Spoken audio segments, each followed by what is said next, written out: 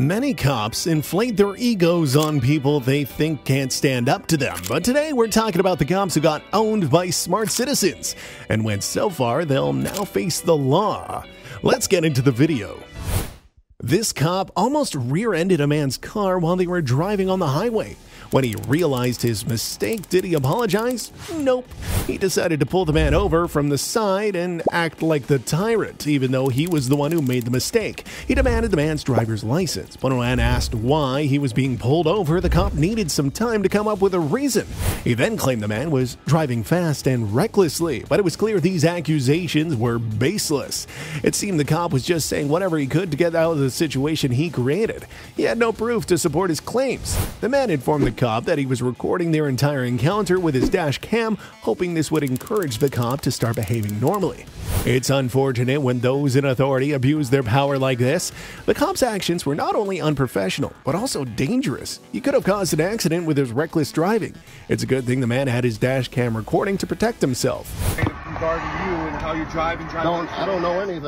I don't know anything. I don't know what you're talking about. I need your license. I'll give you my license. I'm going to have you come out of the car. I'm not coming out of the car for nothing. I promise you you're going to come I promise you I won't. I promise you I won't. What's that? I promise you I won't. I promise you I won't come out the car. Are you trying to intimidate me? No, you're trying to intimidate me. You're telling me. I'm not trying to intimidate you. Yes, you you're are. Driving, you have tinted windows, being recorded, by the way. Unsafe lane change. You're being recorded right here. I can record all you want. Cool. That's perfectly You almost knocked me off the road. Okay. You almost knocked me off. Yes, you almost knocked me off. You're bullying me from behind. From behind? Yes. And an unmarked vehicle. An unmarked vehicle. Doesn't even make sense. Yes, it does. An unmarked vehicle. Everything valid on your license? My license is valid, man. Okay, any reason why you're driving on the shoulder of the highway? Speeding? Driving on the shoulder of the highway? Yes. I was not driving on the shoulder. I have my dog in the car. What are you talking about? I just got a car wash. I know I got tattoos on my face. I know I look like. I know. Sure. I'm trying to make it that kind of I'm sure. I did not. Too long to take. Do you have proof of that, sir? What's that? Do you have proof of that? Yes, I do. Okay, where's the proof? See the officer right behind you? Yeah. He was the one that called you in. Where's the proof? He was following you. Okay. While you were driving. Does he have proof of that? Yep. All right, cool. All right. But this situation triggered a different reaction from the cop. He told the man that he was also filming him, like it was a game of who could outfilm the other. Then the cop claimed that the man was wasting his time, even though he was the one who stopped the man for no reason. It's striking how often cops apply double standards, but only when it suits them. The man knew the cop had overstepped by threatening his civil rights, so he handed over his driver's license. However, he didn't want the cop's behavior to go unchecked, so he asked him to call his supervisor. Surprisingly, the cop claimed it wasn't possible.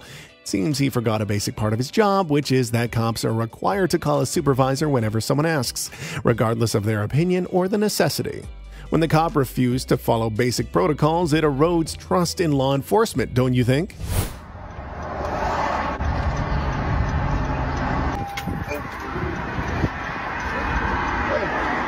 No, my hands are like this. Hey, I want to speak to the supervisor. All right, I'm good. I want to speak to the supervisor. No, get the car, okay? Don't tell me what to do. Really? Don't tell me what to do. Don't tell me what to do. I know. Oh, you do know? I know what he just told me. I know what he just told me. You got proof of it? All right, just make sure. All right, anyways, I want to talk to your supervisor. Thank you. Appreciate it. Stay in your car. Appreciate it.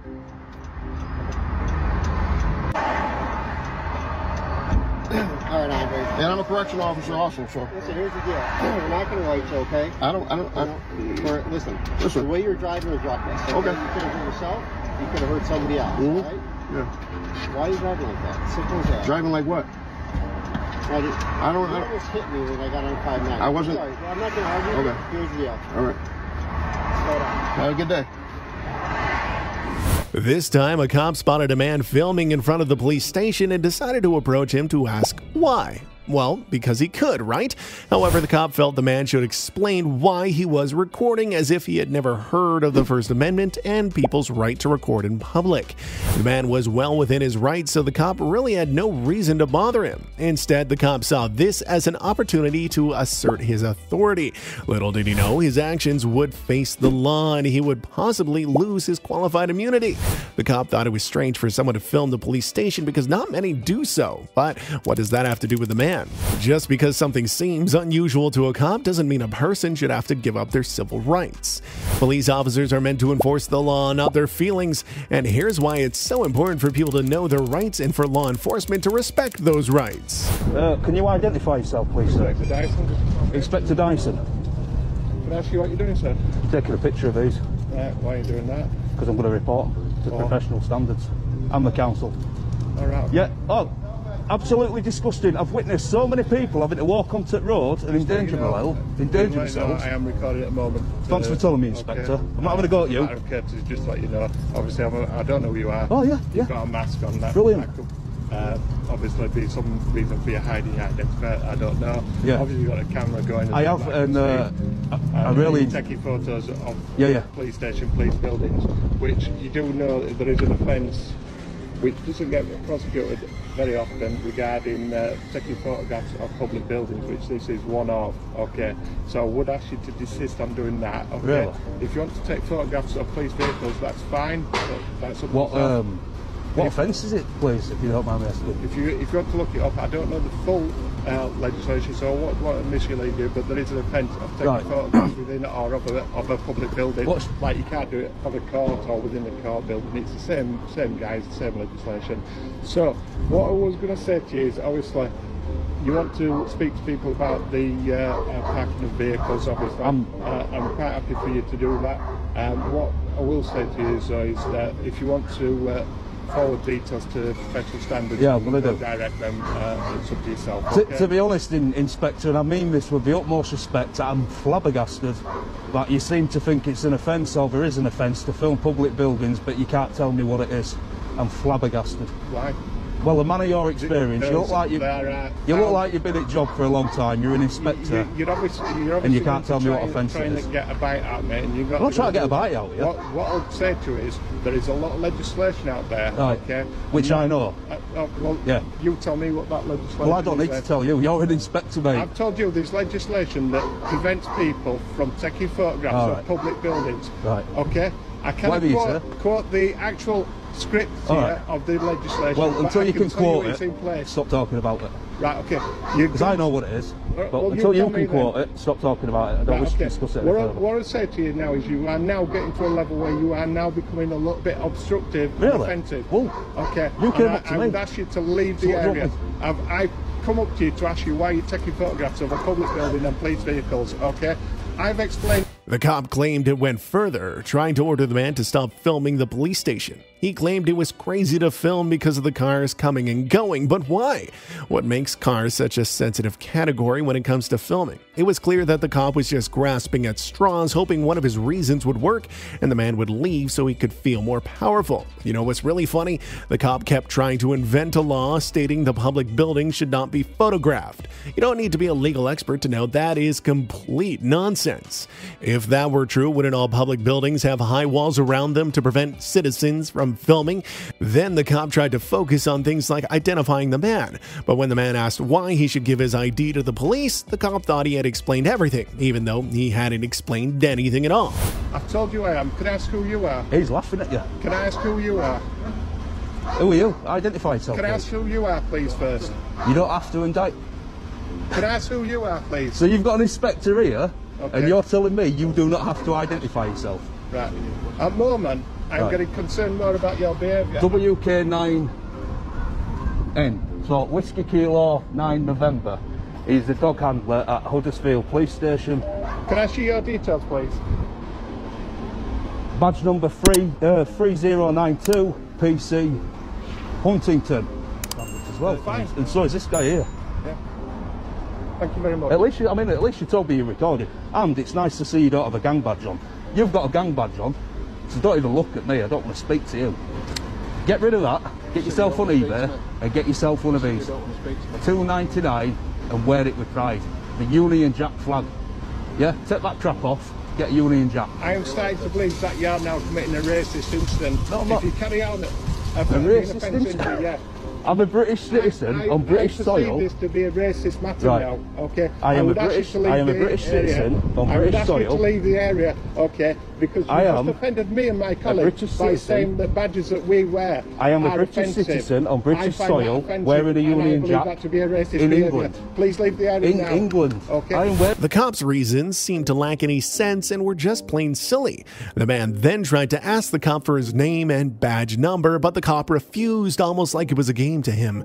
He refused simply because the man refused. The difference here is that the citizen is protected by constitutional law to remain anonymous, while it's part of a cop's job to identify themselves when asked. Someone should really remind this cop about the basics of their job as soon as possible. The cop, however, didn't want to give up and leave, even though he could see the man was more informed than the cop was. So he tried to order the man to leave, acting as if he had the authority to dictate where people should be in public. But the man had a response that caught the cop off guard and made him lose his cool. He called the cop a Muppet.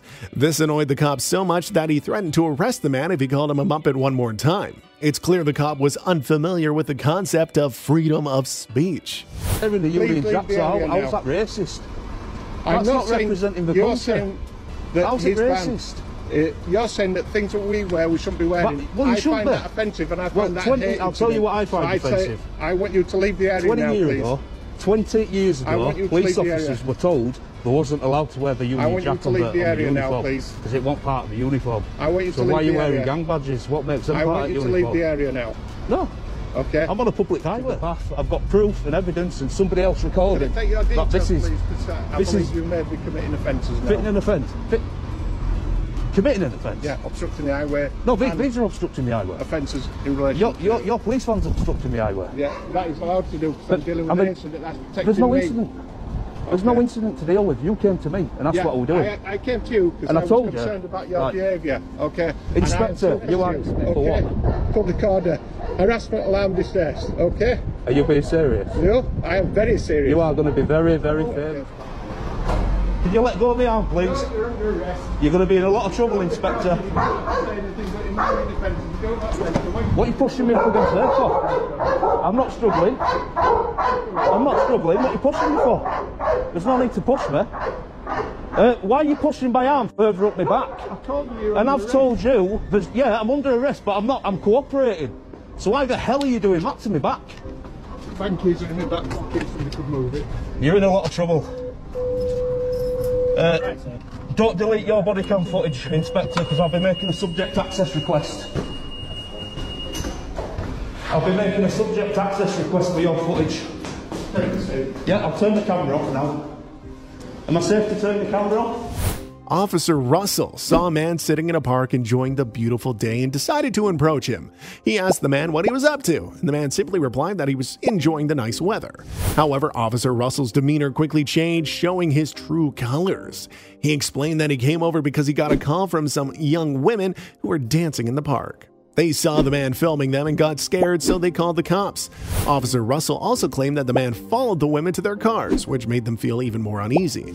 Now, Officer Russell was suspicious that the man was still filming something in the park. He wanted to know what the man was doing and what his intentions were. The cop's tone and behavior clearly showed he was trying to intimidate the man who was just trying to enjoy his day in the park. It seemed like Officer Russell was looking for any reason to escalate the situation instead of resolving it calmly and respectfully. Just out having a good time. Yeah? Hey, I'm Officer Russell, Coeur d'Alene PD. We got a call. Got a radio number, sir? What? A radio number? Radio number? A badge number? K67, Coeur d'Alene Police. Say again? K67, Coeur d'Alene Police. I Do I need appreciate to tell you again? No, sir. Appreciate it. I'm going to tell you why I was called here today. All right. Okay, there were some young females dancing or doing something of the like in the park, and you were called in for suspicious activity, recording them, following them to their vehicle, and here you are still recording something. Now you're recording me. So what's your goal today? Are you investigating a crime? Suspicious activity, stalking activity. Is this a consensual conversation? No, I just told you why I was called here. Am I detained? How about you tell me your name? Am I detained? Okay. Answer the question. Am I detained? You're obligated to answer that question. Honor your oath to the Constitution. I am exercising my constitutional rights. This is a constitutionally protected activity. I'm in public, and you are harassing me. So I want to know if you have reasonable, articulable suspicion of a crime. There's a crime. You can look it up. Idaho Code. There's a. However, Officer Russell had already failed in his job before he even arrived and approached the man. He should have explained to the young ladies who called to report the man for filming them in the park that it was within his rights, no matter how uncomfortable it made them feel. The man couldn't be forced to give up his civil rights, so what's the point of having constitutional laws if the cops are going to pretend they don't exist? Look at how annoyed Officer Russell was when the man refused to identify himself. The cop acted like the man was harassing someone when in reality it was Officer Russell who was harassing the man that day. He seemed to forget that citizens have the right to remain anonymous, especially when they haven't done anything wrong. Talking code in there. Okay, when you're following young teenage women to their vehicles and recording them, I'd say that's stalking and suspicious. You know this has all been filmed, right? Great, dude. I'm recording too. Okay, good.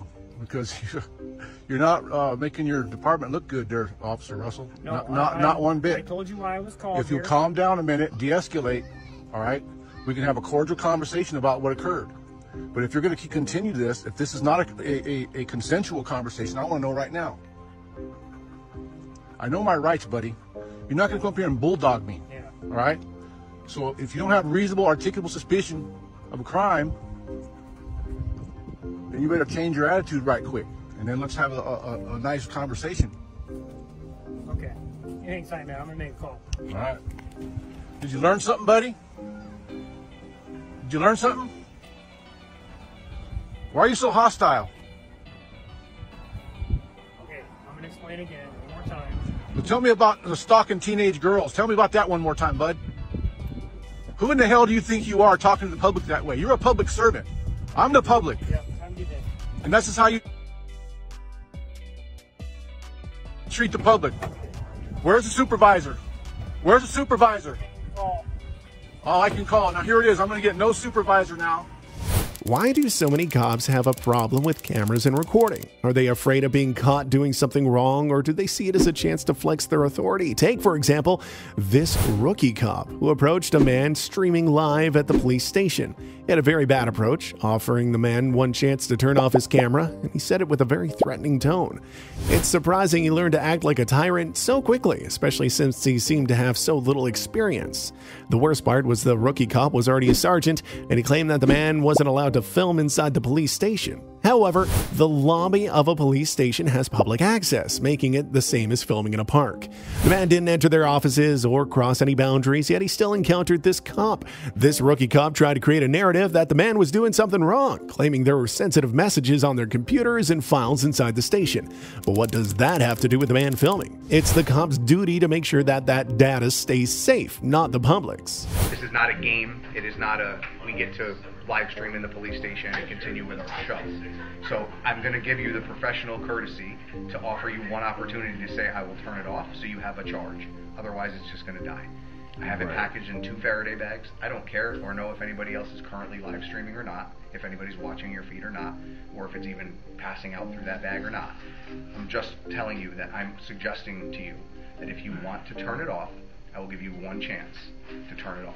Otherwise, it's just going to run until it dies. What's your name, Sergeant? It's Sergeant Gannon. Sergeant Gannon. You have no right to record in the police station or during the arrest process. So we're not going to have a I'm not conversation recording. about that. Yeah, no. Your phone is. So my that's offer is, not my conversation. do you want to turn your phone off or not? If you would just listen to me for 2 seconds. Okay, go ahead. Please, because you do too much. Listen, I'm just trying to tell you that I was telling them that they. Okay, but listen, just listen. I don't want to know about the story. No, but I'm trying to tell you. Okay. I'm trying to tell you Do you something. want Just the listen to phone me, off? please. Just listen to me. I understand you're getting phone calls, so I was being reasonable, and I gave you all a chance. I told 2 officers here, I don't want you touching my phone. Okay. If you bring my phone to me, I've told 2 officers. If you would have asked them first, we wouldn't have to have this little conversation we're having here. Go ahead. So I told them I would turn it off Yep. if I can do it myself. Yep. So there's your answer. And if you would have just asked anybody, Yeah. I've already offered that I to suppose you. where the struggle that I have, and I'm just... I've already offered that. Put yourself in my shoes for a minute, and I'll tell you the reality of what happens when we give people the ability to use their phones. They do all sorts of stuff that they misrepresent when we're talking about that. I'm just going to turn my phone off, because if I give you your phone, then all of a sudden you end up showing your face on the bench, making a show of it for the people, doing more than just turning it off.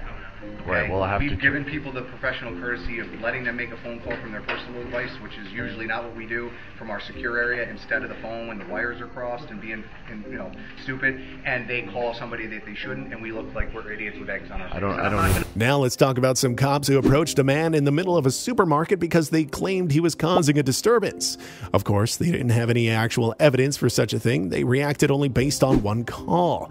What if those accusations were false? Shouldn't the cops first investigate, hear both sides of the story, and only then take action?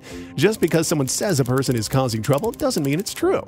Despite this, the cops decided to immediately demand the man's ID. One of them even raised his hands to the man, which could lead to a lawsuit for battery. Instead of de-escalating the situation, the cops only made it worse by threatening to arrest the man for trespassing. Do they even know how trespassing works? They should first warn someone to leave, and only if they refuse or return to the property can they arrest them for trespassing. You have an ID on you? I have an ID? Yes. You don't need to ID me. Yeah, you've been called in as a disturbance. Yeah, well, we can review the tapes. Yeah, I would like you to stop pressing me. I want to have a discussion over. I would like you to please stop pressing me, sir. I will. Okay, I don't want you to touch me, sir, because that's going to be a big problem if you touch me. Well, we're going to have to pat you down. Whoa! No. No, you're not. You have not even trespassed me yet. You can. Yeah, and then exactly an officer. You told me to leave. Officers didn't. I know my rights. I've been through this with all the police stations around here. I will literally call cops on you. Yeah, and you can tell me, okay, I'll leave. That doesn't mean you're gonna pat me down. This dude's about to pat me down. You hear him? I'm leaving right now. You can't touch me. Swearing and, that's his word for my word. You're gonna take his for the what? Yeah, no, you don't. I'll call the cops. No, you don't. You just bumped me into the.